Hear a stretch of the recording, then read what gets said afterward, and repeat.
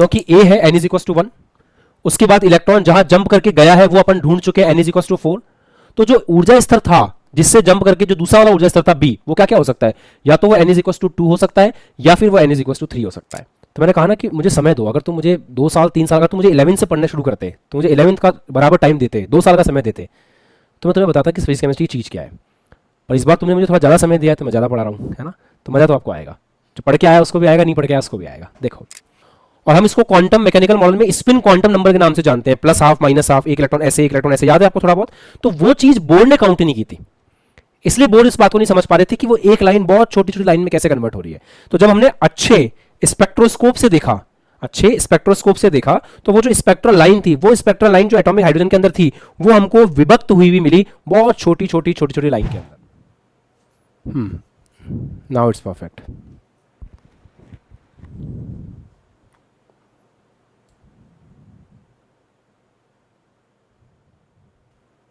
चलिए तो स्टार्ट करते हैं। फर्स्ट ऑफ ऑल हम लोग ये देखेंगे कि लास्ट क्लास में जो सवाल आपके सामने रखा गया था, उस सवाल को आपने कैसे प्रोसेस किया। क्या कोई बच्चा है जिसने सवाल किया है? Raise your hands, hand raise करेंगे। किन किन बच्चों से सवाल हो गया है? राजा, सवाल हुआ अपने से लास्ट क्लास का? नहीं बना, अच्छी बात है, मतलब अच्छा सवाल दिया था मैंने। ठीक है, किसी से बना? युवांक हुआ? नहीं, ओके, मतलब तोते उड़े हैं अच्छे खासे, ऐसा बोल सकते हैं। हाँ ओके, यहाँ पे जो एप्लीकेशन वाले बच्चे हैं, जो एप्लीकेशन से लाइव देख रहे हैं, संगम, साहिल, भारती, गुड आफ्टरनून बेटा। चलिए लेट्स हैव अ लुक कि कैसे क्या होगा। पढ़ते हैं सवाल को।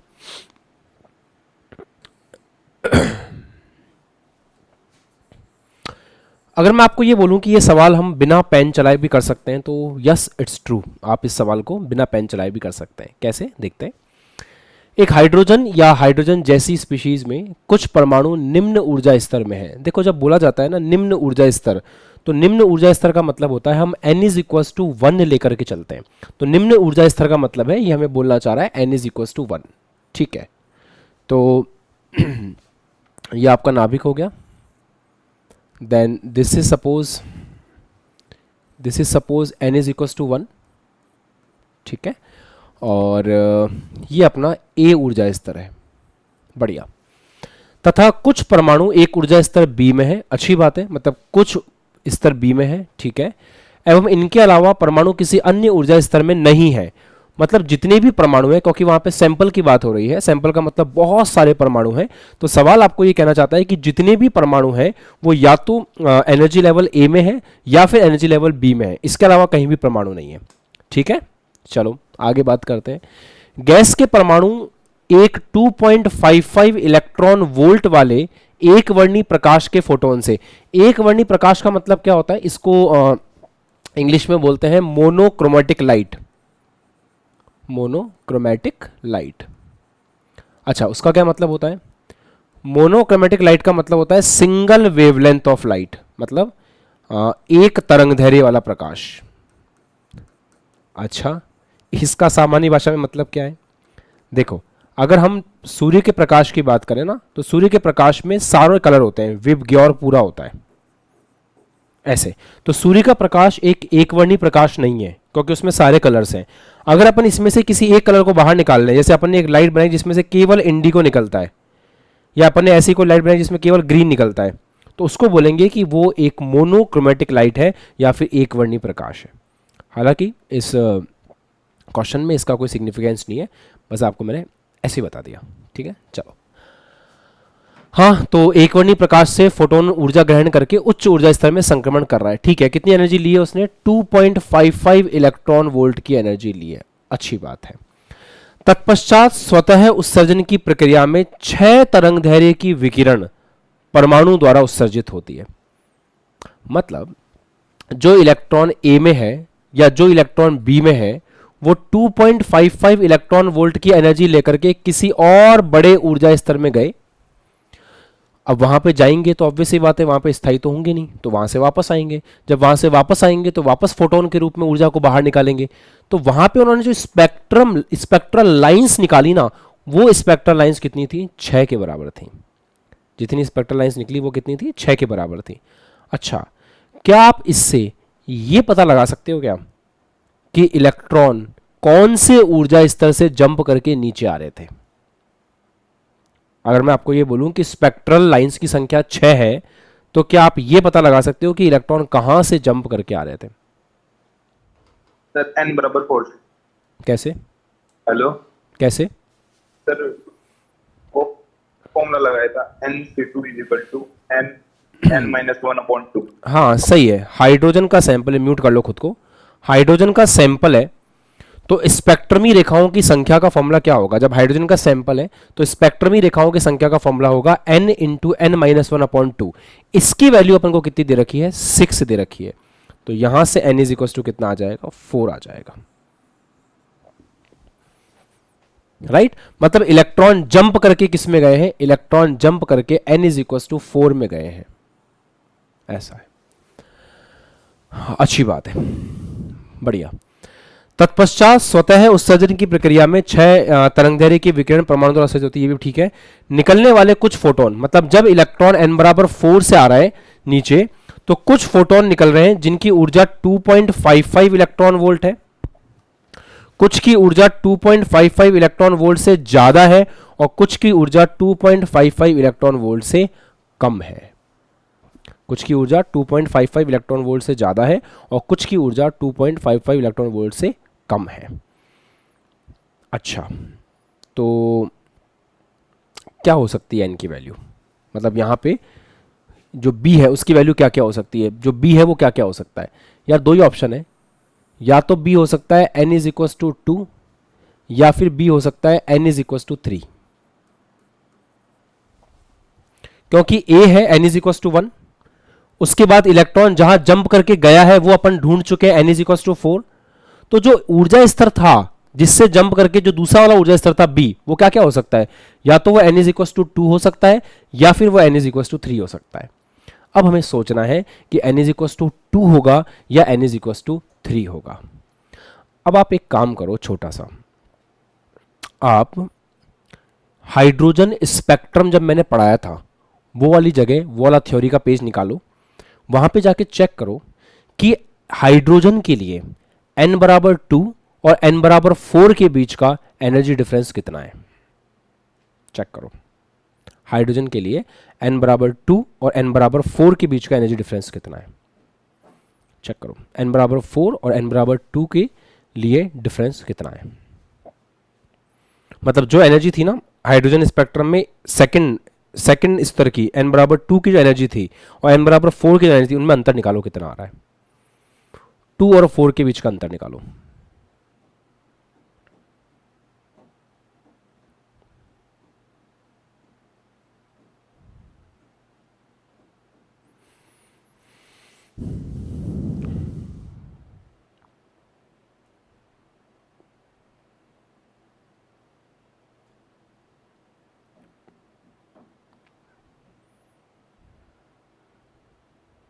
कैलकुलेट करो, कॉपी पेन लेकर के, कॉपी पेन लेकर के कैलकुलेट करो।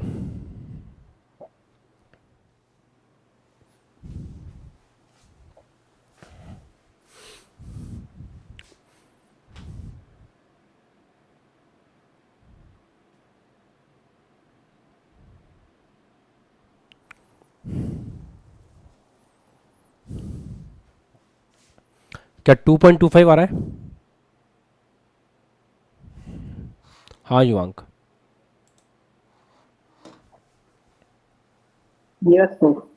कितना आ रहा है? 2.25। यस सर, कैलकुलेट किया हूँ 2.25 आ रहा है। Very good. तो क्या आपको समझ में आ गया है कि ये हाइड्रोजन की बात हो रही है? पहली बात तो। दूसरी बात ये समझ में आया क्या कि जो एनर्जी स्टेट है वो n = 2 होना चाहिए, ना कि n = 3। अब देखते हैं कैसे, सुनना। अगर आपका दो ही ऑप्शन है, या तो जो सेकंड वाला ऊर्जा स्तर है वो 2 हो सकता है या फिर 3 हो सकता है, अपन दोनों सोच के देखते हैं। n = 2 और n = 4 के बीच का एनर्जी डिफरेंस आपको पता है ना कितना है? 2.55 है, जितना इसने निकाला है। ठीक है, अगर इलेक्ट्रॉन यहां से जंप करके ऊपर जाता है तो कितनी एनर्जी लेकर के गया है? 2.55 एनर्जी लेकर के गया है, सही बात है। अब वापस आने के दो तरीके हैं। अगर वापस आता है यहां से इधर वापस आता है तो जो एनर्जी रिलीज करेगा वो 2.55 से कम होगी, ऐसा एक फोटोन निकलेगा। फिर अगर वो इलेक्ट्रॉन डायरेक्ट यहां पे आ जाए, वापस से 2 पे आ जाए, तो कितनी एनर्जी रिलीज कर देगा? 2.55 के बराबर। और अगर आपका इलेक्ट्रॉन उसका मन करे कि वो यहां से डायरेक्ट नीचे आए तो वो कितनी एनर्जी एमिट करेगा? 2.55 से ज्यादा। क्योंकि आपको पता होना चाहिए कि 1 और 4th के बीच का एनर्जी डिफरेंस कितना होता है। जाके चेक करो, 12.55 आ रहा होगा। फर्स्ट और 4th के बीच का एनर्जी डिफरेंस अगर आप निकालोगे तो 12.55 आएगा। हाँ, तो इलेक्ट्रॉन अगर यहां से जंप करके नीचे आता है, मतलब पहुंच तो चुका है, वो कहां पहुंच चुका है? n बराबर 4 पे पहुंच चुका है। अगर वो n बराबर 4 से पहले 3 पे आता है, फिर 2 पे आता है, तो अगर वो 3 पे आता है तो लेस देन 2.55 इतने फोटोन को एमिट करेगा, क्योंकि ये 2.55 है, उससे कम होगा। अगर एग्जैक्टली n बराबर 2 पे आ जाए वापस से वहीं पे, तो 2.55 के आसपास एमिट करेगा। और अगर लोएस्ट एनर्जी स्टेट पे आ जाए, n इज इक्वल टू 1 पे, तो 12.55 करेगा। अच्छा, अगर ये बात सेटिस्फाई हो तो रही है, आगे पढ़ो लैंग्वेज। तत्पश्चात स्वतः उत्सर्जन की प्रक्रिया में क्षेत्र, ठीक है, आपने पढ़ लिया था। हाँ, कुछ फोटोनों की ऊर्जा 2.55 है, सही बात है। वो फोटोन जो डायरेक्ट 4 से 2 पर आ गया, तो जो फोटोन निकले वो 2.55 वाले निकले, बिल्कुल सही बात है। कुछ की ऊर्जा 2.55 से ज्यादा है, सही है। जो यहां से जंप करके डायरेक्ट 1 पे आ गए उनके लिए क्या था? 2.55 से ज्यादा आएगा, ये भी सही है। और कुछ की ऊर्जा 2.55 थी, उससे कम थी, तो कुछ की ऊर्जा 2.55 से कम हो गई, बिल्कुल सही बात है, कोई दिक्कत नहीं है, कोई प्रॉब्लम नहीं है। पर अगर हम ऐसा सोच लें कि हमारा जो इलेक्ट्रॉन है, वो कहां पर है? हमारा electron n is equal to 3 पर है, यहां पर है हमारा इलेक्ट्रॉन। तो अगर हमारा electron n is equal to 3 पर है और वो एनर्जी लेकर के ऊपर गया, यहां से एनर्जी लेके ऊपर गया, तो जब वो वापस आएगा, जब इलेक्ट्रॉन यहां पर है, मान लेते हैं जो हमारा इलेक्ट्रॉन है वो B वाले उस फेस के अंदर है, जब वो एनर्जी लेके ऊपर जाएगा, तो जब वो वहां से नीचे आएगा, तो क्या वो 2.55 से कम वाला केस कंसीडर कर सकते हो आप? अगर आप इस एनर्जी डिफरेंस को 2.55 बोलते हो फॉर एग्जांपल, तो यहां से अगर ये 2.55 जंप करके ऊपर गया तो वापस आएगा, तो कम से कम 2.55 तो बाहर निकालेगा ना। तो 2.55 से कम कैसे निकाल सकता है? तो 2.55 से कम वाला केस बन ही नहीं सकता अगर अपन n इज इक्वल टू 3 लेते हैं। तो जो सेकंड वाला B वाला पॉइंट है, वो B वाला पॉइंट कहां पे आएगा? जो B वाला एनर्जी स्टेट है वो कौन सा रहेगा? n इज इक्वल टू 3 वाला रहेगा, वो n इज इक्वल टू 2 वाला नहीं हो सकता। हाँ सॉरी, 2 वाला होगा, 3 वाला नहीं हो सकता। तो इसलिए हम ये बोल देंगे कि जो एनर्जी स्टेट था जहां पे इलेक्ट्रॉन पहले था वो कौन सा था? n इज इक्वल टू 2 था, मतलब सेकेंड एनर्जी स्टेट जो है B, वो n इज इक्वल टू 2 है। डन। तो ये वाली बात निकल के आ गई। प्रारंभिक उत्सर्जित ऊर्जा स्तर का मान कितना होगा? तो प्रारंभिक उत्तेजित ऊर्जा स्तर का मान हो गया n इज इक्वल टू 2, 3 नहीं हो सकता। गैस के परमाणु का हाइड्रोजन परमाणु क्रमांक कितना हो जाएगा? हाइड्रोजन है, तो हाइड्रोजन के लिए Z इज इक्वल टू 1 हो गया। अच्छा, उत्सर्जित फोटोनों की अधिकतम और न्यूनतम ऊर्जा कितनी होगी? तो अधिकतम और न्यूनतम ऊर्जा कैसे निकालेंगे? वो तो हमको आता है। जो इलेक्ट्रॉन यहां से, न्यूनतम ये रहेगा कि यहां से यहां तक आए, ये न्यूनतम वाला होगा। इसका अंतर आप चेक कर लेना, 0.66 के आसपास आता है। और अधिकतम क्या होगा? अधिकतम होगा कि यहां से यहां तक आ जाए, दैट इज 12.55। तो अधिकतम कितना होगा? अधिकतम होगा 12.55 और न्यूनतम कितना होगा? न्यूनतम होगा 0.66। इस तरह से ये सवाल होगा। अच्छा सवाल है, बहुत ही अच्छा सवाल है। आप चाहते हो मैं एक बार फिर से एक्सप्लेन करूं? कितने बच्चे और कितनों को आ गया एक ही बार में समझ में? ठीक है, आपको मैं 2 मिनट का समय दे रहा हूं इस सवाल के लिए। एक बार वापस से सवाल पढ़ो, जिसको आ गया है मैं उससे सवाल पूछूंगा, जिसको नहीं आया उसको एक बार फिर से एक्सप्लेन करूंगा। यू हैव 2 मिनट्स, आप अच्छे से इस सवाल को वापस पढ़ो, जो भी मैंने एक्सप्लेन किया उसको देखो कि सर ने क्या क्या समझाया है, फिर हम एक बार फिर से समझने की कोशिश करेंगे। डन? चलो करो, स्टार्ट हो जाओ। आराम से, शांति से, टेक योर टाइम, और पूरा आप इस सवाल को एक बार वापस से देखो। स्टार्ट।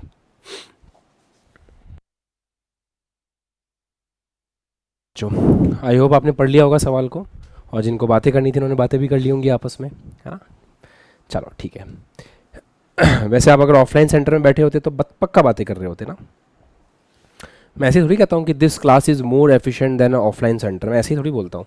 हम पक्का अपने पड़ोसी से बात कर रहे होते हैं, वो इतना कुछ भरा होता है ना हमारे अंदर कि हमें निकालना होता है। इतनी सारी बातें करनी है, इतनी सारी बातें करनी होती हैं, इतना मन करता है बातें करने का, दोस्त मिल जाए बस, इतनी बातें करेंगे जिसकी कोई हद नहीं है ना। टीचर बस ऐसे टर्न कर लेगा गलती से, फिर देखो बातें शुरू होती हैं जो ख़त्म ही नहीं होती। चलो देखो, एक बार वापस समझते हैं, थोड़ा सा अलग अप्रोच से समझाने की कोशिश करूंगा। एडवांस लेवल का सवाल है, आपको बताना भूल गया था मैं। चलो, बाकी बताने की जरूरत नहीं होती, कभी कभी सवाल देख के समझ में आता है एडवांस का है। एक हाइड्रोजन या हाइड्रोजन जैसी स्पीशीज, ठीक है, मतलब हीलियम प्लस भी हो सकता है, लिथियम 2+ भी हो सकता है, वगैरह वगैरह। कुछ परमाणु निम्न ऊर्जा स्तर में, निम्न ऊर्जा स्तर का मतलब हो गया ए जो है वो n बराबर 1 है, मतलब ये ए है, डन, इसमें कुछ सोचना नहीं है, निम्न ऊर्जा स्तर बोल दिया उसने, मतलब हमारा ए जो है वो n = 1 हो गया। तथा कुछ परमाणु एक ऊर्जा स्तर बी में है, तो बी कुछ और हो सकता है, इनके अलावा परमाणु किसी ऊर्जा स्तर में नहीं है, मतलब या तो ए में होंगे या बी में होंगे और किसी में नहीं है, अच्छी बात है। गैस के परमाणु एक 2.55 इलेक्ट्रॉन वोल्ट ऊर्जा का एकवर्णी प्रकाश के फोटोन से ऊर्जा ग्रहण करके ऊपर जाते हैं, ठीक है साहब। तत्पश्चात स्वतः उत्सर्जन की प्रक्रिया में 6 तरंगदैर्घ्य की विकिरण परमाणु द्वारा उत्सर्जित होती है, मतलब वो जहां भी गया वहां से जब नीचे आ रहा है तो कितनी स्पेक्ट्रमी रेखाएं मिल पा रही हैं, 6 मिल पा रही हैं। तो यहां से हम डायरेक्टली बोल सकते हैं कि हमें स्पेक्ट्रमी रेखाओं की संख्या अगर दे रखी है 6 और हाइड्रोजन जैसा सैंपल है तो n × n-1/2 की वैल्यू हमको 6 दे रखी है, तो यहां से n = 4 हो जाता है, मतलब जहां वो जंप करके गए हैं वो n = 4 है, यहां वो जंप करके गए, ठीक है, अच्छी बात है। हाँ, निकलने वाले ये बाद में पढ़ेंगे, मतलब अगर जंप करके n = 4 पे गया है तो अब b के लिए क्या ऑप्शन है भाई, a तो हो गया n = 1, जहां जंप करके गया है वो हो गया n = 4, तो अब b के लिए कौन सा ऑप्शन है? अब बेटा b या तो 2 हो सकता है या फिर 3 हो सकता है, दो ही ऑप्शंस हैं, ठीक है।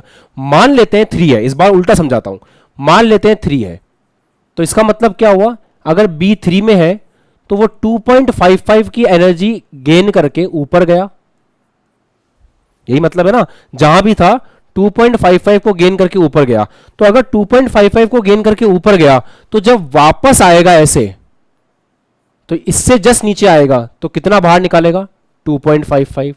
अगर और नीचे गया या और नीचे गया तो 2.55 से ज्यादा बाहर निकालेगा।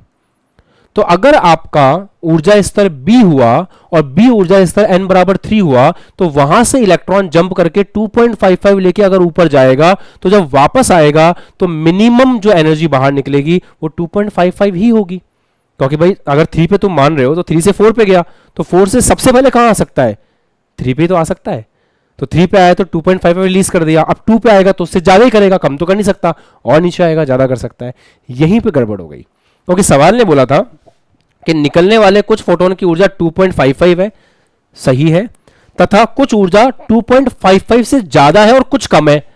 तो हम अगर B को n = 3 मानते हैं तो हमें मिनिमम मिल रहा है 2.55 या उससे ज्यादा मिल रहा है, कम वाला केस नहीं आ रहा, जबकि सवाल क्या बोल रहा है कि जो बाहर निकल रहा है वो 2.55 से कम भी है।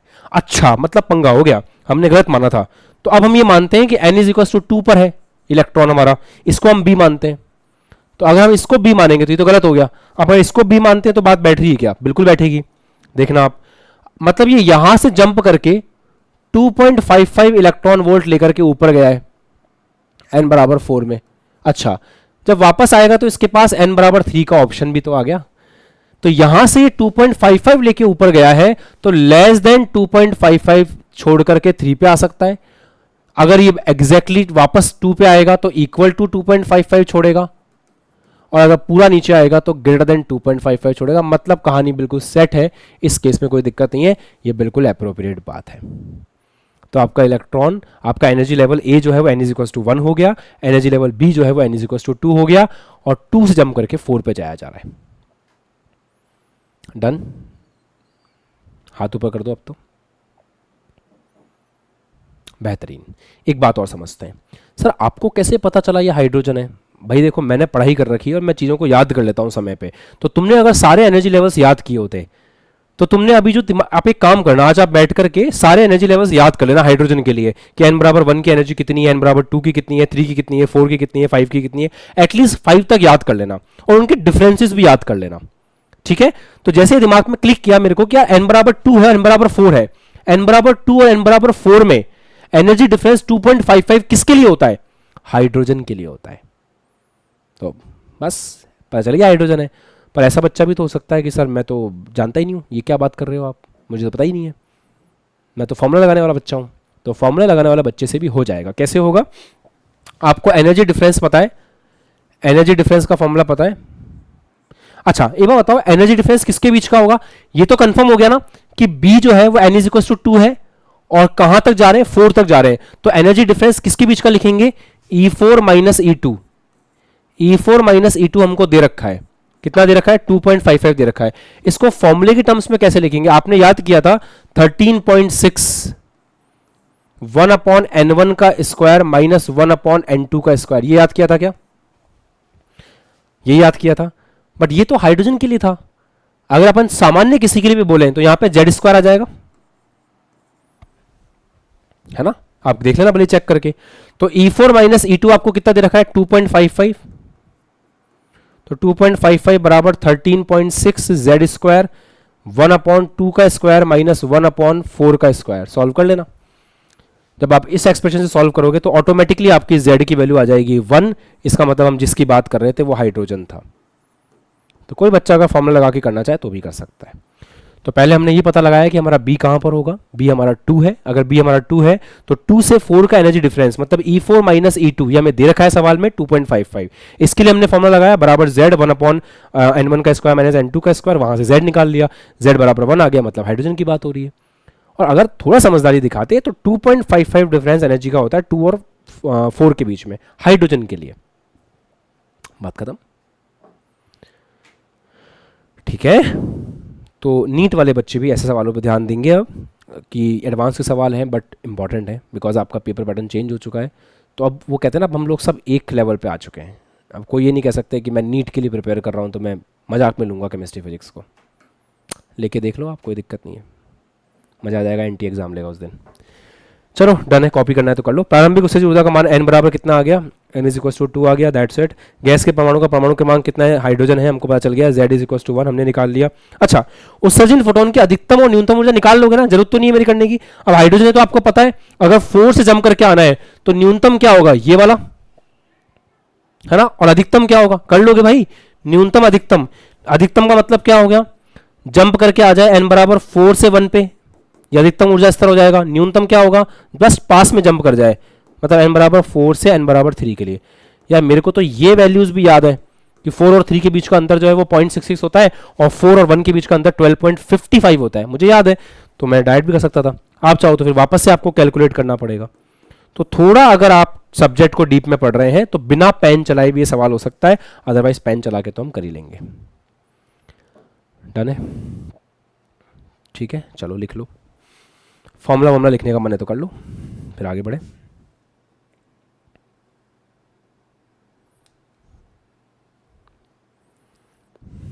फिर एक सवाल और देता हूं आपको।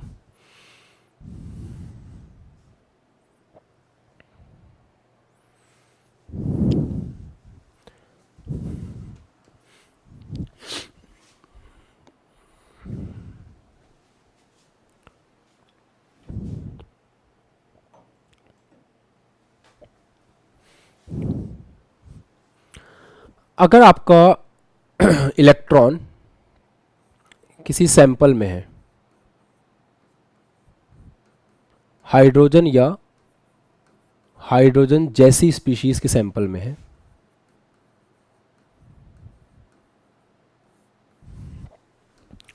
और nth उत्तेजित अवस्था से जंप करके नीचे आ रहा है, nth उत्तेजित अवस्था से जंप करके नीचे आ रहा है,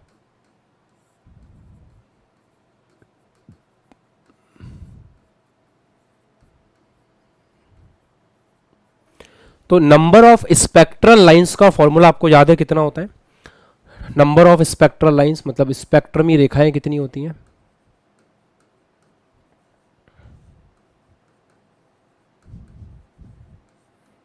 स्पेक्ट्रम में रेखाओं का संख्या आपको पता होगा, दैट इज n-1/2 होती है ना, यही होता है। अच्छा, मैं इंटरेस्टेड हूँ इसका प्रूफ जानने में, कि प्रूफ करो कि ये फॉर्मूला होता है। वैल्यू को 10 बताया था मैंने आपको समझाने के लिए, n बराबर 5 से जंप करके दिखाया था, फिर उसमें अपन ने काउंट किया था तो 10 आए थे, फिर अपन ने इस फॉर्मूले से निकाला था तो फिर भी 10 आ गया था। तो वो तो मैंने आपको फील करवा दिया, प्रूफ थोड़ी करवाया था। अब उसको प्रूफ करके देखते हैं, चलो स्टार्ट करते हैं। अगर nth एनर्जी स्टेट में है, मान लेते हैं ये आपका नाभिक है, जस्ट एडवांस के लिए आपके अंडरस्टैंडिंग डेवलप करने के लिए प्रूफ करवा रहा हूँ। ये n = 1 है, ये n = 2 है, ये n = 3 हो गया, ये n = 2 हो गया, सॉरी 4 हो गया। ऐसे एनर्जी कम होती जा रही है और फाइनली एक स्टेट आ रही है जिसकी हम बात कर रहे हैं, वो स्टेट है n। हम nth एनर्जी स्टेट की बात कर रहे हैं। कौन सी एनर्जी स्टेट की बात कर रहे हैं? nth की। nth से पहले क्या आएगा? सभी को पता है कि nth से पहले कौन सी स्टेट आती है? nth से पहले आएगी n-1, ऐसे। अच्छा, एक छोटा सा सवाल है, अगर एक इलेक्ट्रॉन nth वाली पोजीशन पे n पर है तो वो वहां से कहां कहां पे जा सकता है? अगर एक इलेक्ट्रॉन n पर है तो वो वहां से कहां कहां पे जा सकता है? सोचो। आप कहोगे सर अगर वो n पर है ना तो वो n से n-1 पे जा सकता है, 4 पे आ सकता है, ऐसे 3 पे आ सकता है, 2 पे आ सकता है, 1 पे आ सकता है। मतलब डायरेक्ट 1 पे आ सकता है, 2 पे, 3 पे, कहां से कहां तक जा सकता है? कितने नंबर ऑफ ट्रांजैक्शंस वो कर सकता है? तो सर वो वहां से n-1 तरीकों से नीचे आ सकता है। भाई अगर कोई n पर है तो वो नीचे कितने तरीकों से आ सकता है? n-1 तरीकों से नीचे आ सकता है। ठीक है, आप ऐसे देखो, अगर कोई इलेक्ट्रॉन यहां पर है तो उसके लिए नीचे आने के ऑप्शंस क्या हुए? सर वो डायरेक्ट 1 पे आ सकता है, एक ऑप्शन हुआ। कोई इलेक्ट्रॉन 3 पर है, उसके लिए कितने ऑप्शन हुए? सर वो यहां से 2 पे आ सकता है, यहां से 1 पे आ सकता है, ये ऑप्शंस हुए। और इसमें से कोई भी रिपीट नहीं होगा, आप चेक करना। n बराबर 4 पर है तो 4 से कहां कहां पे जा सकता है? सर 4 से 3 पे आ सकता है, 4 से 2 पे आ सकता है, 4 से 1 पे आ सकता है। मतलब कितने तरीके हो गए? 3 तरीके हो गए। तो अगर इस तरीके से हम देख रहे हैं, हर एनर्जी स्टेट पे अगर अपन चेक करते हुए चलें तो मैं जितनी भी लाइंस काउंट कर रहा हूं वो रिपीट नहीं हो रही कोई भी। कैसे? यहां से नीचे आ रहा है 2 से 1 पे, बात खत्म। यहां से नीचे आ रहा है 3 से 2 पे आ सकता है, 3 से 1 पे आ सकता है। क्या ये दोनों रिपीट हुई? बिल्कुल भी रिपीट नहीं हुई। फिर n बराबर 4 के लिए चेक करें तो 4 से 3 पे आ रहा है, 4 से 2 पे आ रहा है, 4 से 1 पे आ रहा है। ये तीनों भी बिल्कुल अलग लाइन है। आप 5 वाला भी चेक कर सकते हो अगर बनाना चाहो तो। n = 5 के लिए चेक करो तो 5 से कहां आ सकता है? 4 पे आ सकता है, 5 से 3 पे आ सकता है, 5 से 2 पे आ सकता है, 5 से 1 पे आ सकता है। कितने तरीके हो गए? 4 तरीके हो गए। तो अगर आपका इलेक्ट्रॉन यहां पर है तो एक तरीके से नीचे आया, यहां पर है तो 2 तरीके, यहां है तो 3, यहां है तो 4। तो जितने भी अलग अलग तरीके पॉसिबल हो सकते थे मैंने वो सारे सोच लिए। सही है ना? कैसे सोचे? इसके लिए एक तरीका, इसके लिए 2, इसके लिए 3, इसके लिए 4। तो कितने तरीके हो गए? 1 2 3 4, कहां तक? n-1 तक। तो नंबर ऑफ स्पेक्ट्रल लाइंस कैसे लिख पाऊंगा मैं? नंबर ऑफ स्पेक्ट्रल लाइंस लिख पाऊंगा। उसके लिए एक तरीका है, उसके लिए 2 है, 1 2 3, कहां तक? n-1 तक। क्या आपने अर्थमेटिक प्रोग्रेशन पढ़ रखा है? समांतर श्रेणी पढ़ रखा है? एपी पढ़ रखा है? मैथमेटिक्स वाले बच्चे, बायो वाले नहीं पढ़ रखा होगा, गर्दन लाएंगे बहुत जोर से। कोई बात नहीं, ये एक अर्थमेटिक प्रोग्रेशन है, एपी है। इसका आंसर आएगा, इसका समीशन का आंसर आएगा n × n-1/2। तो ऐसे इसका प्रूफ हो जाता है। That's it. हम चाहें तो स्किप भी कर सकते हैं, मतलब ऐसा कुछ लोड नहीं है। आप एपी पढ़ लेना कहीं पे, आपको मौका मिलता है तो। ये अर्थमेटिक प्रोग्रेशन समांतर श्रेणी है, इतना लोड लेने वाली बात नहीं है। आपको बस याद रखना है कि सर ने कराया कैसे, क्या पता है ऐसा कुछ कंसेप्ट किसी सवाल में काम आ जाए। ये प्योर एडवांस के लिए मैंने आपको बताया, ठीक है, डेरिवेशन फॉर एडवांस। नीट और जेईई मेंस के लिए इतना इंपॉर्टेंट नहीं है। लॉजिक समझ में आ गया, हाथ ऊपर कर दो, कर क्या रहे हैं हम इसके अंदर। चलो आगे बढ़े। अब हम एक सवाल करेंगे, अच्छा सवाल करेंगे।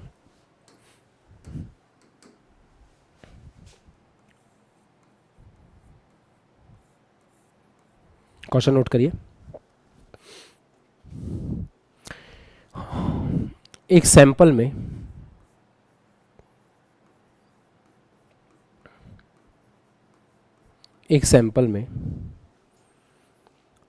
हाइड्रोजन एटम मतलब हाइड्रोजन परमाणु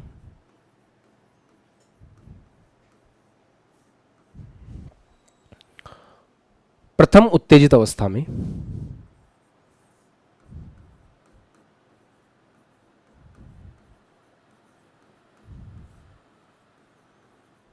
बढ़िया सवाल है ये भी,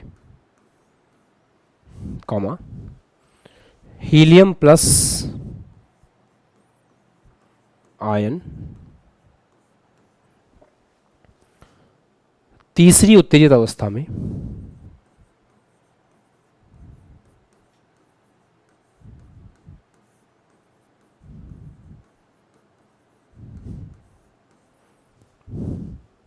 और लिथियम 2+ आयन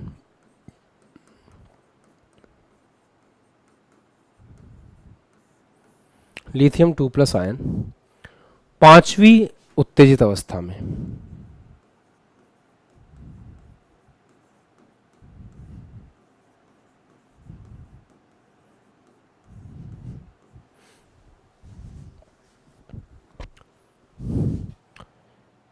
अधिकतम प्राप्त हो सकने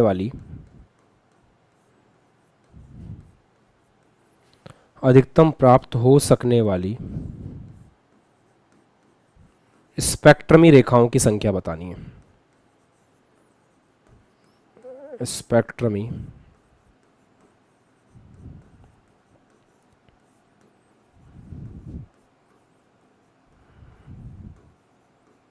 रेखाओं की संख्या कितनी होगी।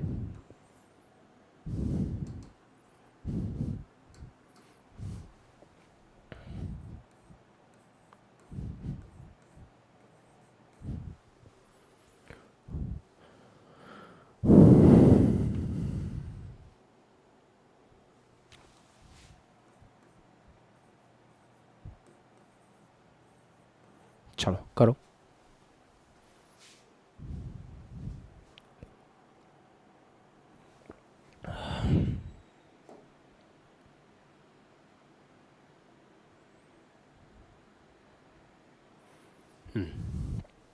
ट्राई कीजिए।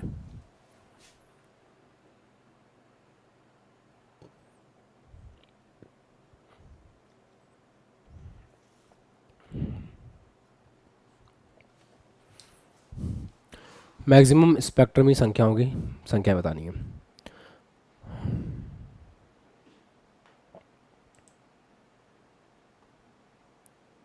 सब बायो वालों ने 10th में पढ़ा होगा, हाँ पढ़ा होगा,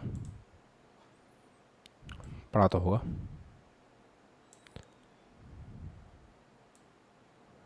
पढ़ा है वो ठीक है, याद कितना है वो भी तो मैटर करता है ना।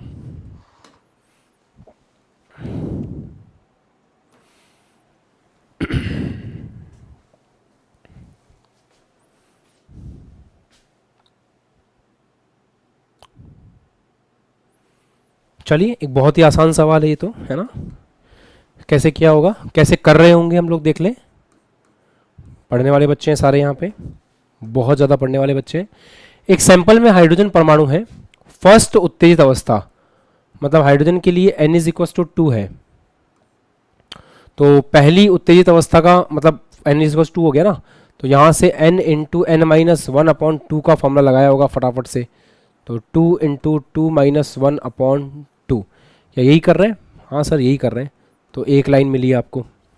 उसके बाद आपने हीलियम प्लस के लिए फॉर्मूला लगाया होगा। हीलियम प्लस के लिए हाइड्रोजन जैसा ही तो है, n कितना है, थर्ड उत्तेजित अवस्था 4, तो 4 - 1/2। तो जब आपने इसको सॉल्व किया होगा तो ये आ गया होगा 6। फिर आपने लगाया होगा किसके लिए, लिथियम 2+ के लिए। तो लिथियम 2+ के लिए आपने लगाया होगा, तो यहाँ पर है पांचवी उत्तेजित अवस्था, n = 6 आ गया।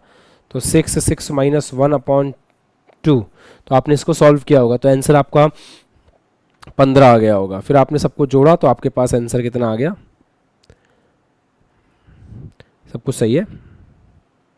हाँ, तो फिर आपने इन सबको ऐड किया तो your answer is 22। Perfect.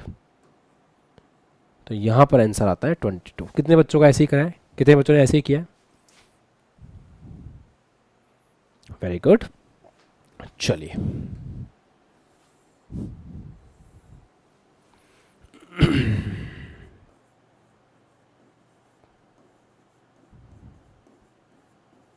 Wrong approach. देखो, लास्ट ईयर के लेक्चर्स को जो बच्चे देख करके बैठे हुए हैं उनको ये बात समझनी पड़ेगी कि लास्ट ईयर जो अटल बैच स्टार्ट हुआ था वो जून में स्टार्ट हुआ था, है ना? और जून में हम लोग बेसिक मैथमेटिक्स पढ़ रहे थे क्योंकि बहुत लेट अटल बैच स्टार्ट हुआ था। साथ में आशा बैच भी काफ़ी लेट हुआ था। इस बार आशा बैच जल्दी स्टार्ट हुआ है। तो मैंने कहा ना कि मुझे समय दो। अगर तुम मुझे 2 साल 3 साल, अगर तुम मुझे 11th से पढ़ने शुरू करते तो मुझे 11th का बराबर टाइम देते, 2 साल का समय देते, तो मैं तुम्हें बताता कि फिजिक्स केमिस्ट्री की चीज़ क्या है। पर इस बार तुमने मुझे थोड़ा ज़्यादा समय दिया है तो मैं ज़्यादा पढ़ा रहा हूँ, है ना? तो मज़ा तो आपको आएगा। जो पढ़ के आया उसको भी आएगा, नहीं पढ़ के आया उसको भी आएगा। देखो, आप लोगों ने दिमाग लगाया, अच्छी बात है, पर थोड़ा दिमाग और लगाना चाहिए था। हाइड्रोजन के लिए ऑब्जर्व करो, पहले अपन डायग्राम बनाते हैं। ये हाइड्रोजन है, तो हाइड्रोजन के लिए Z इज इक्वल टू 1 होता है। तो हाइड्रोजन के लिए n बराबर 1 और n बराबर 2 कौन कौन से एनर्जी लेवल पे होते हैं? सोचो। ये होता है माइनस के 13.6 इलेक्ट्रॉन वोल्ट पर, और जो ऊपर वाला है वो होता है माइनस के 3.4 इलेक्ट्रॉन वोल्ट पर, और इन दोनों के बीच का अंतर कितना होता है? 10.2 electron volt. Is it right? आप ये बात भूल गए कि अगर आप हीलियम के बारे में सोचोगे,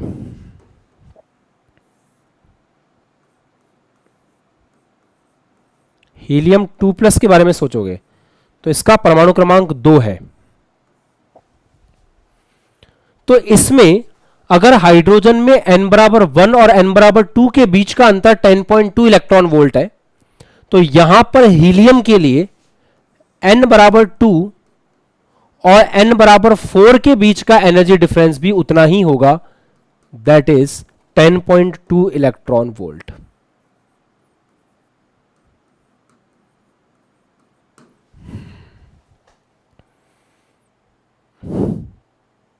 यकीन नहीं हो रहा? मैं दिलाता हूं। एनर्जी का फॉर्मूला क्या है? माइनस का 13.6।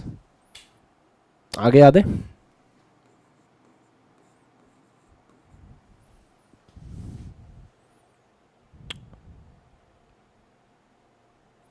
यही फॉर्मूला है क्या युवांग? यही फॉर्मूला एनर्जी का?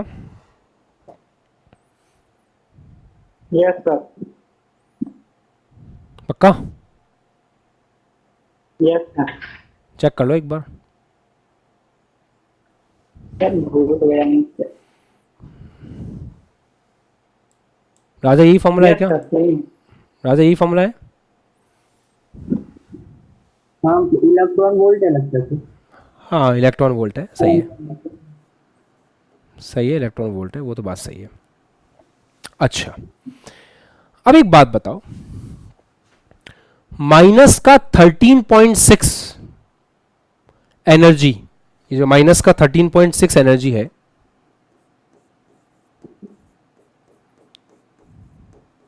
हाइड्रोजन के लिए वैल्यू 1 होती है। तो माइनस का 13.6 जो है वो हाइड्रोजन के लिए n बराबर 1 में आता है। मतलब हाइड्रोजन के लिए माइनस का 13.6 एनर्जी जो है वो n बराबर 1 की होती है। अब एक बार हीलियम में चेक करते हैं। अगर यही फॉर्मूला आप हीलियम के लिए लगाओगे तो माइनस 13.6 एनर्जी कौन से n के लिए होगी? चेक कर लेते हैं। z कितना होता है उसका? 2 होता है।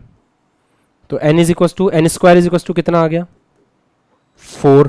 तो n कितना आ गया? √4, दैट इज 2। कहने का मतलब हाइड्रोजन के लिए जो n बराबर 1 का एनर्जी है, हीलियम के लिए वो n बराबर 2 की एनर्जी है।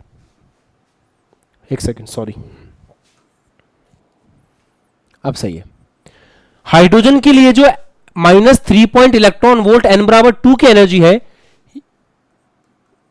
हीलियम के लिए -3.4 इलेक्ट्रॉन वोल्ट n बराबर 4 की एनर्जी है। क्या ये बात समझ में आती है? अच्छा, लिथियम के लिए क्या केस बनेगा, सोचो यार। लिथियम की जगह थोड़ी सी कम बची है, अपन साइड में बना लेते हैं।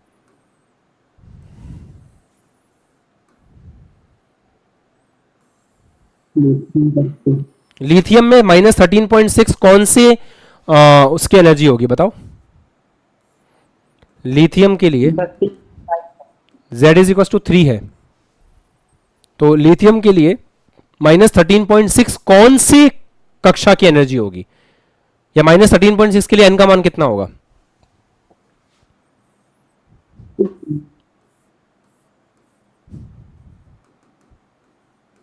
ढंग से चेक करोगे तो n बराबर 3 आएगा। लिथियम 2+ के लिए जो n बराबर 3 होगा उसकी एनर्जी होगी -13.6, और -3.4 कौन से वाले n के लिए होगा? सोचो, यहां 2 के लिए, वहां 6 के लिए होगा। ये होगा -3.4, मतलब ये एनर्जी डिफरेंस कितना होगा? ये वाला एनर्जी डिफरेंस होगा इसमें 10.2। तो अब आप पता लगा सकते हो ना, मेरे हिसाब से आपको समझ में आ गया होगा पता कैसे लगाना है। कुछ नहीं है, Z से गुणा कर दो। जैसे हाइड्रोजन है, हाइड्रोजन के लिए n बराबर 1 की जो एनर्जी है, हीलियम 2+ में Z2 है, 2 से गुणा कर दो तो 2 की एनर्जी होगी -13.6। यहां जो n बराबर 2 की एनर्जी है वो वहां पे n बराबर 4 की होगी। यहां पर जो n बराबर 1 की एनर्जी वो यहां पे n बराबर 3 की होगी। यहां पर जो n बराबर 2 की एनर्जी वहां पे n बराबर 6 की होगी। क्या ये बात समझ में आ रही है? पक्का? डन? अच्छा, म्यूट कर लो सब जिसका अनम्यूट है, एक बार म्यूट कर लो। युवांग म्यूट कर लो। चलो अब कुछ और सोचते हैं। आपने क्या किया, आपने जब ये फॉर्मूला लगाया तो आपने एक स्पेक्ट्रम लाइन को काउंट किया। वो लाइन कौन सी थी? वो लाइन थी ये वाली, जब इलेक्ट्रॉन यहां से जंप करके नीचे आता है, इसको आपने काउंट कर लिया। बढ़िया है। जब आपने इसके लिए अलग से फॉर्मूला लगाया तो आपने इसकी सारी स्पेक्ट्रम वाली लाइंस को काउंट कर लिया। अब आपको पता चल रहा है इन तीनों का मिश्रण है, तो जो अपनी फोटोग्राफिक प्लेट है उस फोटोग्राफिक प्लेट के ऊपर इन सब की एनर्जीज दिखाई देंगी, इन सब की स्पेक्ट्रम लाइंस दिखाई देंगी, और हमको यह पता लगाना है कि उनमें कोई रिपीट हो रही है तो उसको हटाना पड़ेगा। चेक करते हैं। इलेक्ट्रॉन माइनस के 3.4 इलेक्ट्रॉन वोल्ट से माइनस के 13.6 इलेक्ट्रॉन वोल्ट पर जब जंप करेगा तो जो लाइन आएगी वो हमारे पास आ चुकी है। आपको नहीं लगता यहां पर जो आपने लाइंस काउंट की थी 6, उन 6 लाइन के अंदर एक लाइन वो भी थी जब इलेक्ट्रॉन यहां से यहां जंप कर रहा होगा?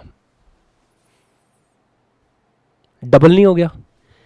माइनस के 3.4 से माइनस के 13.6 पर जो लाइन आती है वो तो हम बना चुके ना। तो यहां जब ये ट्रांजिशन होगा तो इसी लाइन के ऊपर ओवरराइट हो जाएगा, कोई अलग से लाइन थोड़ी बनेगी। तो ये वाला एनर्जी गैप यहां भी देखने को मिल रहा है, तो एक लाइन आपको हटानी पड़ेगी। अब जो 5 है वो बिल्कुल यूनिक है, वो पहले देखी नहीं गई है। ऐसे यहां पर आपने काउंट किया तो यहां पे काउंटिंग कितनी आई थी? 15। 15 में से आप ऑब्जर्व करो, जब इलेक्ट्रॉन यहां पे n बराबर 6 से n बराबर 3 में आएगा तो ये वाली जो लाइन है एनर्जी डिफरेंस 10.2, ये तो ऑलरेडी काउंट हो चुका है एक बार, तो वापस इसी के ऊपर ओवरराइड होगा। तो ये अलग थोड़ी है, ये तो काउंट हो चुका है, तो इसमें से भी एक माइनस करना पड़ेगा। तो यूनिक लाइन कितनी होगी? 14 + 5 + 1, तो ये हो गया आपके पास में 20। तो 20 इज योर करेक्ट आंसर। ऐसे है। तो दिमाग को इस लेवल तक डेवलप करना पड़ेगा। अगर हम एडवांस की तैयारी कर रहे हैं, मेंस की तैयारी कर रहे हैं, नीट की तैयारी कर रहे हैं, दिमाग एकदम खोलना पड़ेगा। अब आपको इतना कुछ सिखाया ना, अब आप सवाल करना कैप्सूल बुक के वापस से। आपका देखने का तरीका बदल जाएगा सवालों को, आपका सवालों को प्रोसेस करने का तरीका बदल जाएगा। अच्छा सवाल था, लिख लो, अपने हिसाब से नोट कर लो, अपनी भाषा में लिख लो, फिर हम आगे बढ़ते हैं नेक्स्ट टॉपिक की तरफ। Just note it down.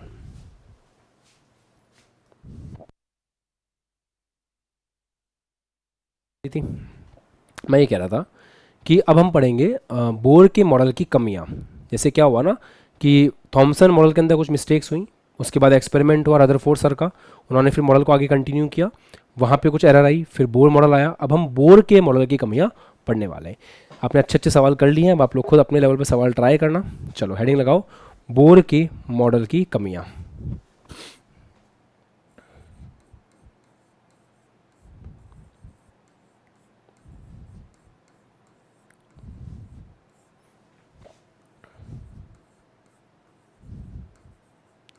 Bore के मॉडल की कमियाँ।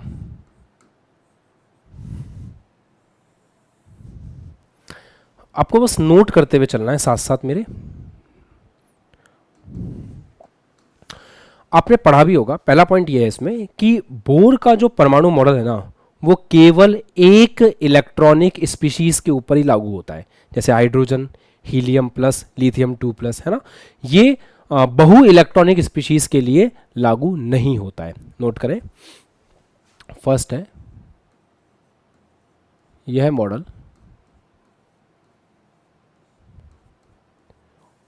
केवल एक इलेक्ट्रॉनिक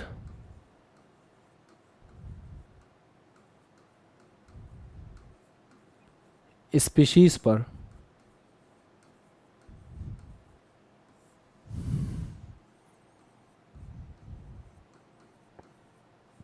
लागू होता है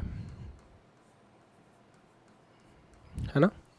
आप कह सकते हैं बहु इलेक्ट्रॉनिक पर नहीं।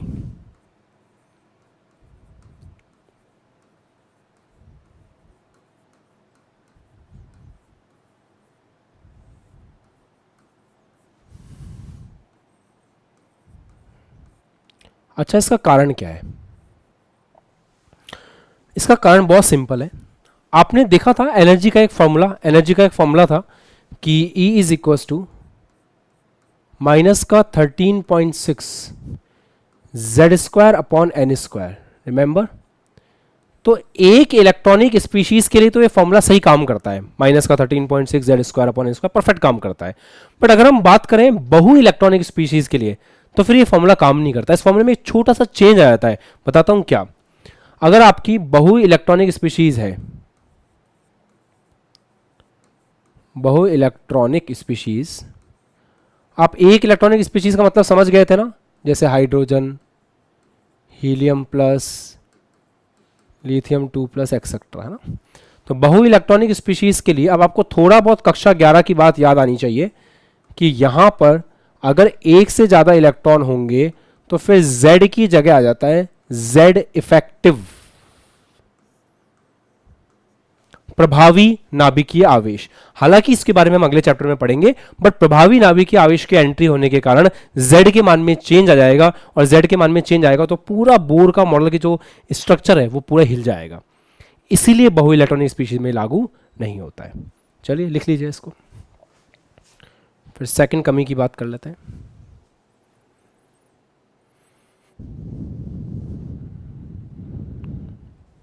अच्छा देखो, एक पॉइंट और है कि जो आपके पास में लाइनें आई हैं, जो स्पेक्ट्रम के ऊपर लाइनें आई हैं, हमने क्या किया, उन लाइनों को जब ध्यान से देखा, वो स्पेक्ट्रम की लाइनों को ध्यान से देखा, तो उन लाइनों के अंदर भी बहुत बारीक बारीक बारीक बारीक लाइनें थी।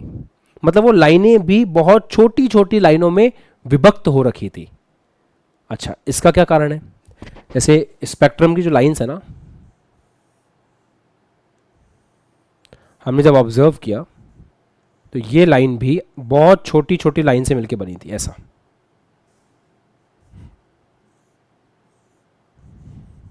अच्छा, इसके पीछे क्या कारण है? हम इसके पीछे का कारण quantum mechanical model of atom में पढ़ेंगे, क्योंकि आप 11th पढ़ चुके हो, इसलिए मैं आपको बता रहा हूं। इलेक्ट्रॉन नाभिक के चारों तरफ जब चक्कर लगाता है, तो इलेक्ट्रॉन नाभिक के चारों तरफ चक्कर लगाता है, वो तो ठीक है।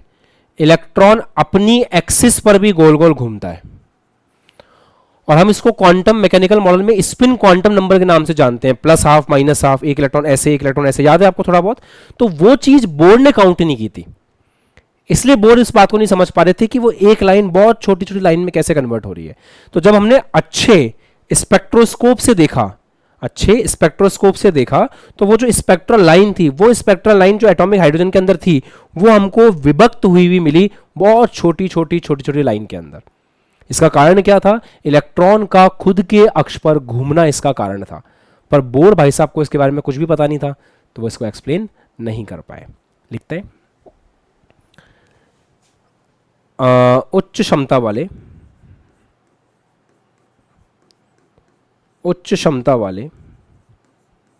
स्पेक्ट्रोस्कोप, उच्च क्षमता वाले स्पेक्ट्रोस्कोप से देखने पर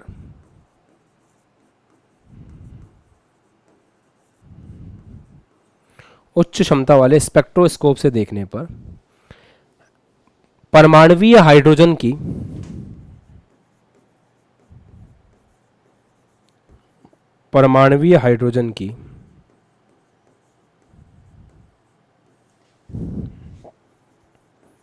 स्पेक्ट्रमी रेखाएं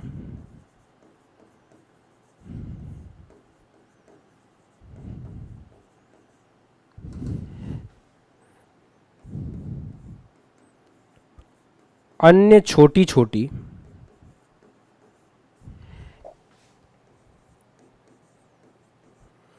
रेखाओं में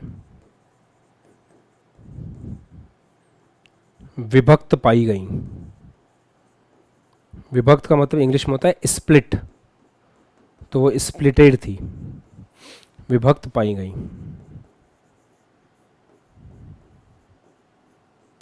बोर इसकी व्याख्या नहीं कर पाए।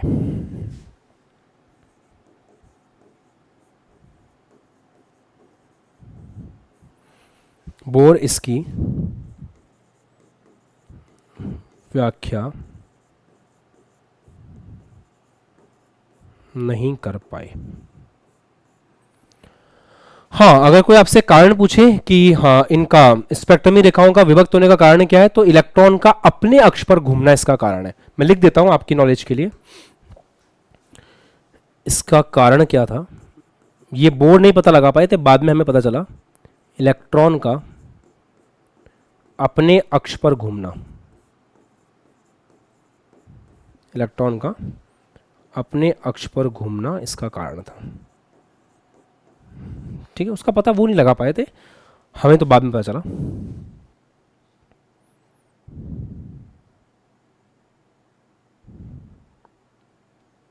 अच्छा, एक चीज और थी जिसकी व्याख्या भी वो नहीं कर पाए थे। हम क्या करते हैं ना, हम जब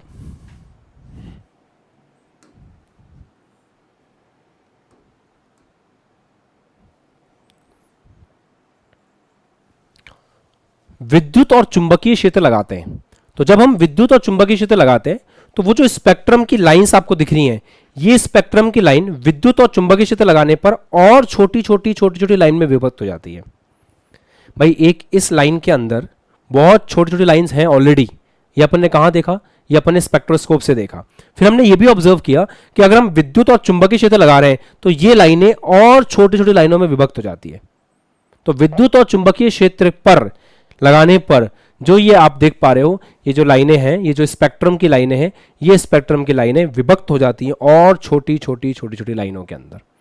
और इसको हम लोग क्या बोलते हैं, आपने नाम सुना भी होगा क्लास 11th के अंदर, इसको स्टार्क और जीमान इफेक्ट के नाम से जाना जाता है ना। तो लिखो, जब विद्युत एवं चुंबकीय क्षेत्र लगाया जाता है, जब विद्युत एवं चुंबकीय क्षेत्र लगाया जाता है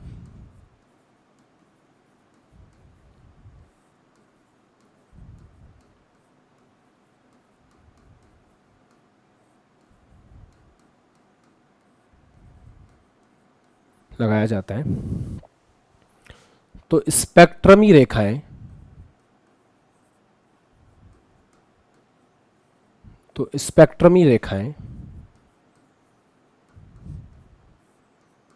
अन्य छोटी छोटी रेखाओं में विभक्त हो जाती हैं, है ना।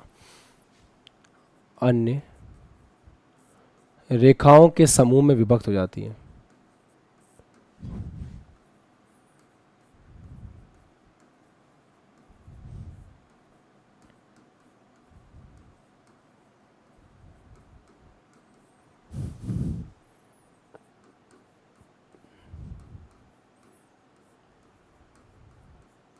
सही है। अब इलेक्ट्रिक फील्ड लगाने पर विभक्त होती हैं, मतलब विद्युत क्षेत्र लगाने पर अलग होती हैं,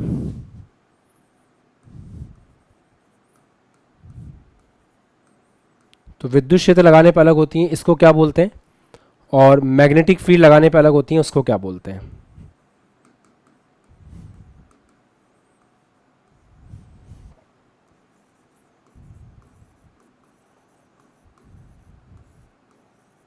चलो चेक कर लेते हैं।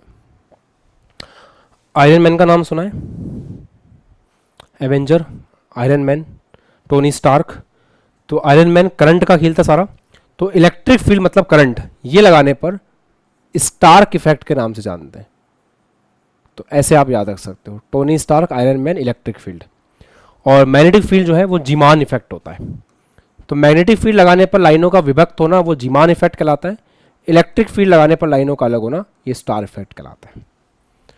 सो ये वाली कहानी है ना। एक छोटा सा पॉइंट और है,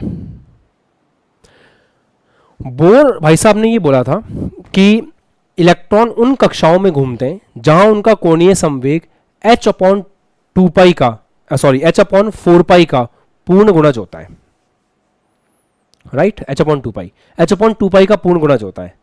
तो ये बात उनको किसने बताई भाई, उन्होंने एक बात बोली थी कि mvr is equals to h/2π का पूर्ण गुणज, है ना। ये बात उनको किसने बताई, इसका प्रूफ क्या है। तो बोर इसका प्रूफ नहीं दे पाए। हमने कहा कि आप ये कह रहे हो कि कोणीय संवेग nh/2π होता है, इसको सिद्ध ना कर पाना।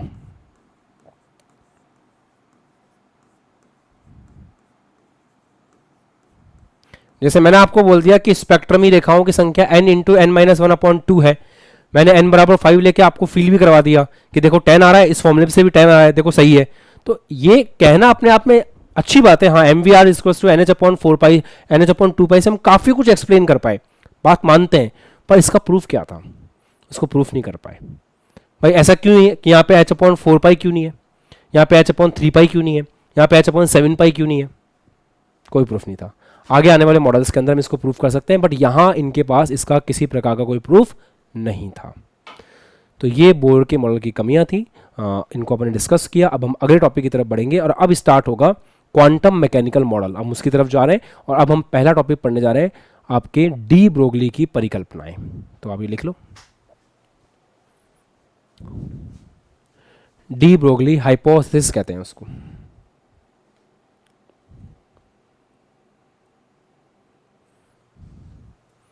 इसका रीजन मैं अभी एक्सप्लेन नहीं कर पाऊंगा आपको, बाकी इसका रीजन लॉजिकली वही है कि इलेक्ट्रॉन जब अपने स्पिन पे घूमता है ना, तो एक आवेश है, तो अगर आवेश इस तरह से घूम रहा है तो आवेश रिस्पॉन्स करेगा विद्युत क्षेत्र और चुंबकीय क्षेत्र को। तो थोड़ा बहुत आप फील ले सकते हो, बाकी अभी ज्यादा डिटेल में इसके अंदर नहीं जा पाएंगे।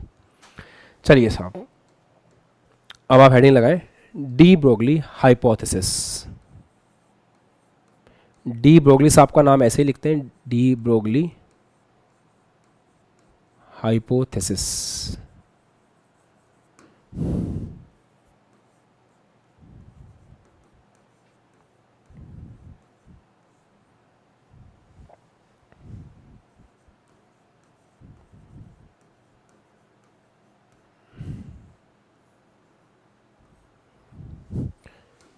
De Broglie hypothesis.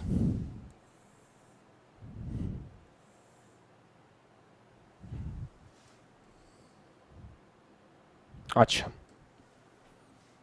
चलिए देखते हैं कैसे क्या रहेगा, थोड़ा इसको समझने की कोशिश करेंगे ना। आपने मैक्सवेल का नाम सुना है अच्छे से। मैक्सवेल सर ने ये बोला था, मैक्सवेल सर का बहुत नाम था, बहुत इज्जत थी उनकी। क्यों थी? क्योंकि उन्होंने ये कहा कि जो लाइट है वो वेव की तरह है। मैक्सवेल की थ्योरी पूरा याद होगा आपको कि इलेक्ट्रॉन जो है आवेशित जो है, अगर कोई त्वरित आवेश होता है तो विद्युत चुंबकीय तरंग को जन्म देता है। तो उन्होंने लाइट को एक तरंग की तरह देखा, और जब उन्होंने लाइट को एक वेव की तरह देखा तो काफी कुछ एक्सप्लेन कर पाए। पर जैसे ही मैक्सवेल सर को चैलेंज किया गया प्लैंक के द्वारा, तो प्लैंक ने क्या कहा? प्लैंक ने कहा कि जो लाइट है वो वेव नहीं है, लाइट के अंदर एनर्जी के छोटे छोटे छोटे छोटे पैकेट की तरह है, जिसको हम लोग क्वांटा या फोटोन कहते हैं। और फिर हमने काफ़ी लंबे समय तक क्वांटा और फोटोन को स्टडी किया, और प्लैंक सर की जो थ्योरी थी उसके बेस पे हम फोटो इलेक्ट्रिक इफेक्ट अर्थात प्रकाश विद्युत प्रभाव को बहुत शानदार तरीके से एक्सप्लेन कर पाए थे। याद आ गया आपको? ऐसा नहीं है कि मैक्सवेल सर की थ्योरी खराब है। मैक्सवेल सर की थ्योरी के बेस पे अपन इंटरफेरेंस, डिफ्रैक्शन, आप बाद में पढ़ोगे, आपने 12th में पढ़ा भी होगा, विवर्तन, व्यतिकरण, इन सबको हम लोग समझते हैं। वो वेव नेचर है लाइट का। आपको पता है ना लाइट के दोनों नेचर होते हैं, एक होता है उसका कण नेचर, एक होता है उसका तरंग नेचर, है ना? तो वैसे ही अब इसका उल्टा होगा। डी ब्रोगली सर ने यह कहा कि जैसे लाइट के दोनों नेचर हैं, वो उसका कण वाला नेचर भी है, उसका तरंग वाला नेचर भी है, वैसे ही एक कण का भी दोनों नेचर होते हैं। जैसे ये मार्कर है तो इस मार्कर का कण वाला नेचर भी होगा और इस मार्कर का तरंग वाला नेचर भी होगा। हालांकि ये इस तरह से बताना या पढ़ाना सही नहीं होता, पर फिर भी मैं आपको थोड़ा फील दिलवाने के लिए एक एग्जांपल देता हूं। जैसे पंखा है, आप पंखे को देखो तो पंखा आपको पार्टिकल की तरह दिखाई देगा, कण की तरह दिखाई देगा, आंखों के सामने है। उस पंखे को चालू कर दो, जब वो पंखा तेजी से घूमेगा तो आपको उसकी पंखुड़ियां दिखना बंद हो जाएंगी। धीरे धीरे उसका नेचर किस तरफ शिफ्ट हो रहा है? वेव की तरफ शिफ्ट हो रहा है। बहुत ही रद्दी एग्जाम्पल है, बट बच्चों को फील कराने के लिए हर बार देना पड़ता है। एक बंदूक की गोली है, जब तक बंदूक के अंदर है वो कण है, अगर उसी गोली को फायर करें तो वो इतनी तेजी से निकल जाती है आंखों के सामने से कि जैसे हमें तरंग दिखाई नहीं देती, वो बंदूक की गोली भी हमें दिखाई नहीं देती है। तो कहने का मतलब क्या है? इन्होंने ये बोला कि अगर एक m द्रव्यमान की वस्तु v वेग से चले, अगर एक m द्रव्यमान की वस्तु v वेग से चले तो वो एक तरंग की तरह बर्ताव करेगी, और उस तरंग को बोलेंगे द्रव्य तरंग। देखो, द्रव का मतलब होता है लिक्विड और द्रव्य का मतलब होता है मैटर, तो इसको क्या बोलेंगे? Matter wave. और उन्होंने ये भी कहा कि जब ये वेव बनेगा, ये जो m द्रव्यमान का कण है, अगर इसको v स्पीड से चलाएं तो ये जो वेव बनेगा उस वेव का लैम्बडा होगा h/mv। ये इन्होंने फॉर्मूला भी बाकायदा उसका दिया। तो ये डी ब्रोगली भाई साहब ने बोला। तो डी ब्रोगली भाई साहब ने सिंपल सी बात बोली कि अगर कोई सूक्ष्म कण, सब बड़े कण के लिए नहीं, अगर कोई सूक्ष्म कण जैसे कि इलेक्ट्रॉन अगर वो तरंग वाला गुण प्रदर्शित करता है तो हम उसे तरंग की तरह देखते हैं, और जो द्रव्य तरंग है उस तरंग का जो फॉर्मूला है वो है लैम्डा डी बराबर h/mv। अच्छा सर, एक बात बताओ, बाद में इसका प्रूफ क्या है? वही वाली बात आती है ना फिर से कि इसका प्रूफ क्या है, कहां से प्रूफ आएगा? तो थोड़े टाइम बाद में एक एक्सपेरिमेंट हुआ था, डेविसन और जर्मन ने किया था। तो डेविसन और जर्मन ने एक्सपेरिमेंट किया, उसके अंदर ये निकल करके आया कि उन्होंने इलेक्ट्रॉन को लिया। आपको क्लास 12th में वो एक्सपेरिमेंट पढ़ना है, तो उन्होंने इलेक्ट्रॉन के लिए एक्सपेरिमेंट किया। इलेक्ट्रॉन के लिए उन्होंने लैम्बडा फाइंड आउट किया उस एक्सपेरिमेंट से। उन्होंने ये देखा कि इलेक्ट्रॉन के लिए जो वैल्यू निकल करके आ रही है वो वेव वाली वैल्यू से मैच कर रही है। और आपको ये बाद में बताऊंगा मैं कि इलेक्ट्रॉन जो है वो जनरली एक्स रे के साथ में मैच करता है। तो इलेक्ट्रॉन के लिए वो वेव है। इसका प्रूफ बाद में कैसे मिला? डेविसन और जर्मन ने एक एक्सपेरिमेंट किया जो क्लास 12th में फिजिक्स के सेकंड पार्ट में पढ़ाया जाता है। उस एक्सपेरिमेंट में ये बताया जाता है कि इलेक्ट्रॉन जो वेव है उसका जब वेव नेचर चेक किया गया तो बाकायदा इस फॉर्मूले से जो लैम्बडा निकल करके आया, एक्सपेरिमेंट से भी लगभग वही आया, और हम ये देख पाए कि हाँ सच में इलेक्ट्रॉन एक वेव की तरह होता है। तो फिर हमें विश्वास हो गया कि डी ब्रोगली भाई साहब जो बात बोल रहे हैं वो सही बोल रहे हैं। अब मैं इसको ज़्यादा कॉम्प्लिकेट नहीं करता हूँ, एकदम सिंप्लीफाई कर दूंगा आप लोगों के लिए। तो आपको ये ध्यान रखना है कि जैसे प्रकाश को आपने देखा था कि वो तरंग था और उसके अंदर छोटे छोटे कण थे जिनको आप फोटोन कह रहे थे, बिल्कुल वैसे ही आज से इस माउस को, इस पेन को, इन सबको आप किस तरीके से देखोगे? वेव की तरह देखोगे। और जब ये तरंग बनेंगे तो ये एक कण है जो तरंग बन रहा है, तो इसलिए हम इसकी तरंग को बोलेंगे द्रव्य तरंगे। अच्छा, मार्कर के लिए, माउस के लिए, बॉल के लिए, इनके लिए लैम्बडा उतना अच्छे से निकल नहीं पाता है, इसलिए हम ये बोलते हैं कि ये जो लैम्बडा है, ये लैम्बडा का जो फॉर्मूला है ज्यादा सही काम करता है इलेक्ट्रॉन जैसे सूक्ष्म कणों के लिए। इसलिए जो आपकी डी ब्रोगली की हाइपोथेसिस है वो सूक्ष्म कणों के लिए होती है। देखो मैं आपको एक बहुत बड़ी बात बताता हूं, फिजिक्स जो होती है ना, अगर फिजिक्स ये है तो केमिस्ट्री 2 फिजिक्स के बराबर है। ये फैक्ट है, केमिस्ट्री 2 फिजिक्स के बराबर है, इतना सिलेबस है केमिस्ट्री का। इसलिए inorganic chemistry, physical chemistry, organic chemistry, बहुत कुछ है इसके अंदर। और यहाँ पे ना आप उसको फील नहीं कर सकते बहुत ज़्यादा। अब जैसे फोर्स की बात करते हैं, धक्का दिया, ट्रेन चली, आदमी उड़ा, चिड़िया को गोली मारी वगैरह वगैरह, ये सब फील होता है। अब एटम्स तो फील नहीं होते। अब एटम को हाथ में लेके आप ऐसे खेलते थोड़ी रोज, तो एटम्स तो फील नहीं होते। इसलिए केमिस्ट्री 2 फिजिक्स के बराबर होती है। हाँ, आपको इस बात का एडवांटेज मिलेगा कि मैं फिजिक्स और केमिस्ट्री दोनों पढ़ा रहा हूं, तो मैं कहीं ना कहीं रिलेट करने की कोशिश करूंगा। अदरवाइज आपने ऑब्जर्व किया होगा केमिस्ट्री में इनऑर्गेनिक के टीचर्स अलग, फिजिकल के टीचर्स अलग, ऑर्गेनिक के टीचर्स अलग, ये सब बसड़ रहती है हर जगह। उसके पीछे रीजन क्या है कि वॉल्यूम बहुत बड़ा है केमिस्ट्री का, but at the same time आपको एडवांटेज भी है। आप मुझसे ऑर्गेनिक पढ़ोगे, मुझसे इनऑर्गेनिक पढ़ोगे, मुझसे फिजिकल पढ़ोगे, आप रिलेट कर पाओगे। आपको बार बार ट्यून चेंज नहीं करनी पड़ेगी, आपको एक ही ट्यून में तीनों सब्जेक्ट, तीनों पोर्शंस मिल जाएंगे। But again I am saying कि फिजिक्स से डबल लेक्चर्स लग जाते हैं केमिस्ट्री में, और फिजिक्स से अगर फिजिक्स 1 है तो केमिस्ट्री 2 फिजिक्स के बराबर है, राइट। तो हम इसके लिए 2 पॉइंट लिख रहे हैं अभी, उसके बारे में बात कर लेते हैं। डी ब्रोगली ने यह बोला था कि सूक्ष्म कण जैसे कि इलेक्ट्रॉन जब तरंग प्रकृति दिखाते हैं तो उन्हें द्रव्य तरंगे कहा जाता है। इन्होंने ये कहा था कि एक कण की 2 प्रकृति होती है, कण कण की तरह भी व्यवहार करता है और कण तरंग की तरह भी व्यवहार करता है। इसे कहते हैं कण की या द्रव्य की द्वैत प्रकृति, ड्यूल नेचर ऑफ मैटर कहते हैं इसको। और जब आपका इलेक्ट्रॉन या फिर कोई सूक्ष्म कण जब तरंग की भांति व्यवहार करेगा तो उसका जो लैम्बडा है, उसका जो तरंगदैर्घ्य है, उसका सूत्र क्या है, लैम्बडा डी बराबर एच अपॉन में एम वी। ऐसा डी ब्रोगली भाई साहब ने बोला था। और बाद में क्या हुआ, बाद में एक चलते हुए इलेक्ट्रॉन के लिए डेविसर और जर्मन ने एक्सपेरिमेंट किया। उन्होंने उस इलेक्ट्रॉन के लिए तरंगदैर्घ्य निकाला एक्सपेरिमेंटली, और वो तरंगदैर्घ्य इनके फॉर्मूले से तरंगदैर्घ्य आ रही है उससे मैच किया। तो बाद में ये सिद्ध हो गया कि डी ब्रोगली सर जो बात बोल रहे थे वो सही थी। इतने पॉइंट्स को प्रोसेस कर लिया आप लोगों ने सबने, raise your hands, very good. अब मैं ये भी एक्सपेक्ट कर रहा हूँ आपसे कि आप अपने आप को जमा के बैठते हो क्लास के अंदर, है ना। मतलब देखो, कोई भी चीज़ होती है ना, first of all you are suppose to establish yourself. आपको खुद को एस्टैब्लिश करना पड़ेगा, है ना। जैसे कब हर इंसान को खुद को एस्टैब्लिश करना होता है।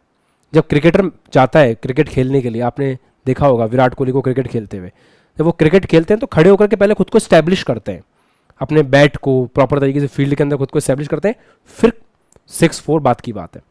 तो ऐसे ही क्लास के अंदर आपको खुद को एस्टैब्लिश करना सीखना पड़ेगा। बहुत लंबा समय हो गया है, मैंने आपको बार बार आगाह किया था, स्टार्टिंग में आपको समझाया था कि टाइम है, फ्लो में आ जाओ, फ्लो में आ जाओ, फ्लो में आ जाओ, फ्लो में आ जाओ। आज आपको शायद ये फील आ रहा होगा कि सर के फ्लो में आने का कहने का मतलब क्या था। तो अभी भी यू हैव द टाइम कि आप अपने आप को जितना जल्दी हो सकता है एस्टैब्लिश कर लो। जब टेबल पे बैठो, कोई डिस्ट्रैक्शन नहीं होना चाहिए, पानी पीजिए, अच्छे से फर्मली बैठिए, खुद को रिवाइज कराइए बार बार कि यहाँ पे 2 ही लोग हैं, एक तो मैं हूँ और एक मेरे सर हैं, बस वो पढ़ा रहे हैं, मैं पढ़ रहा हूँ, दैट्स इट। मेरा पूरा फोकस क्लास में रहेगा, क्योंकि बहुत बड़ा वॉल्यूम है सिलेबस का, हमको उसको बहुत एफिशिएंटली कवर करना है, राइट। चलो लिखते हैं फटाफट, लिखिए। डी ब्रोगली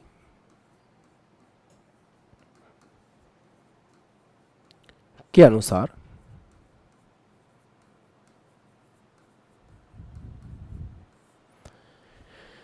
एक द्रव्य का द्वैत व्यवहार होता है।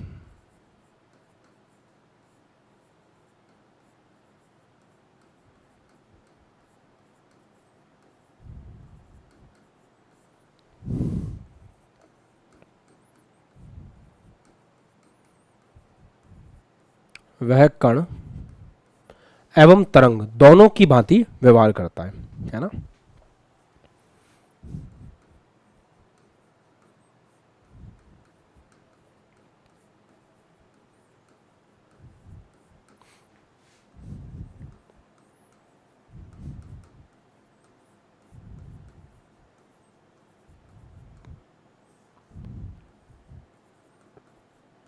दोनों की भांति व्यवहार कर सकता है।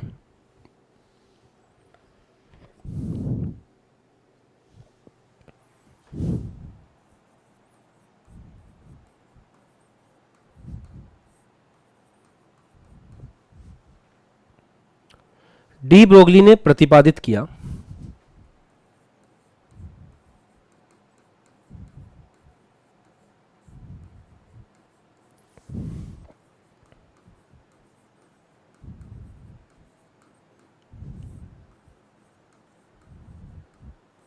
कि यदि एक सूक्ष्म कण है ना। यदि एक गतिशील सूक्ष्म कण, चलने वाला, रुका हुआ नहीं, चलने वाला, यदि एक गतिशील सूक्ष्म कण, गतिशील सूक्ष्म कण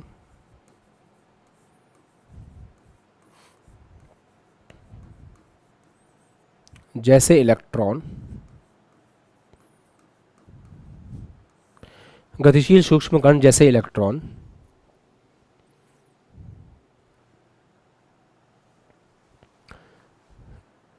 तरंग का गुण प्रदर्शित करते हैं।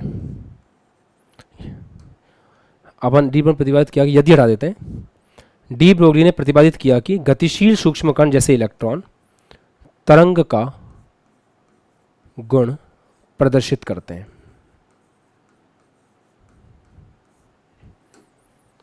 तरंग का गुण प्रदर्शित करते हैं।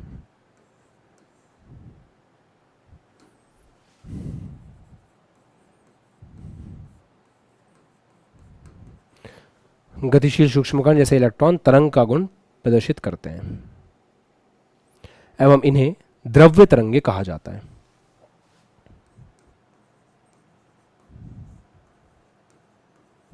एवं इन्हें द्रव्य तरंग, मतलब इंग्लिश में अगर हम बात करें तो इन्हें इंग्लिश में मैटर वेव कहा जाता है या कहते हैं।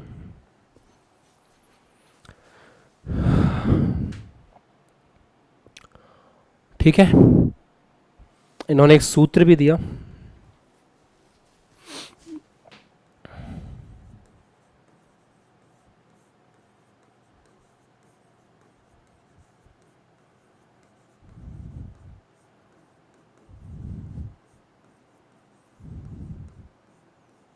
इनकी ओर से दिया गया सूत्र ये था। और एक बात और ऑब्जर्व करेंगे, लैम्बडा डी क्या है। लैम्बडा डी यहां पर है जो गतिशील कण से संबंधित तरंग दैर्घ्य है। गतिशील कण से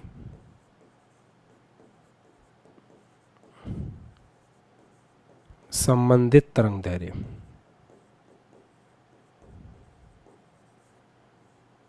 ठीक है, और m के बारे में बताने की जरूरत है नहीं, गतिशील कण का द्रव्यमान है। जैसे इलेक्ट्रॉन है तो इलेक्ट्रॉन का द्रव्यमान होगा।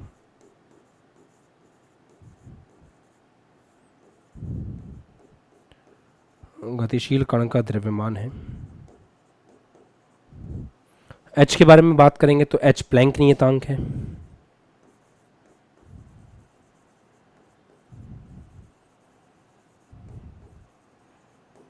और v क्या है,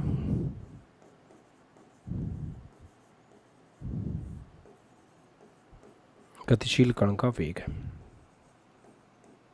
जिस वेग से वो चल रहा है। ठीक है,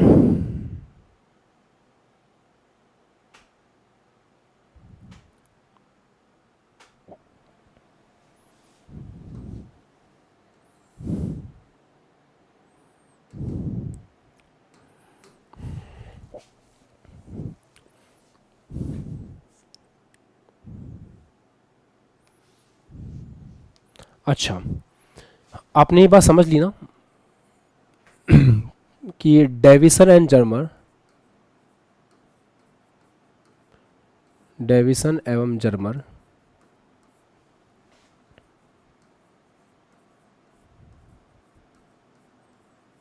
के प्रयोग से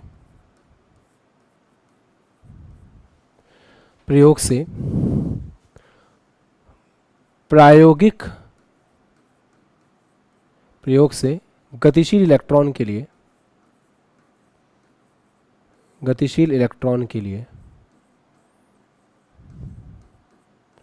प्रयोग से प्राप्त लैम्बडा का मान, प्रयोग से प्राप्त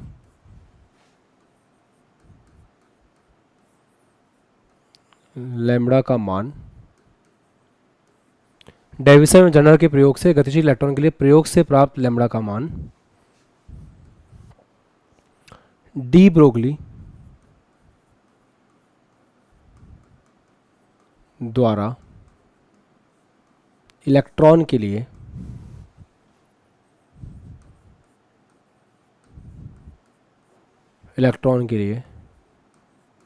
दिए गए मान से मेल खाता है, मतलब मैच कर गया था। जो उन्होंने इस फॉर्मूले से निकाला और जो उन्होंने एक्सपेरिमेंट से निकाला वो मैच कर गया, मतलब बात सही थी, है ना। मान से मेल खाता है।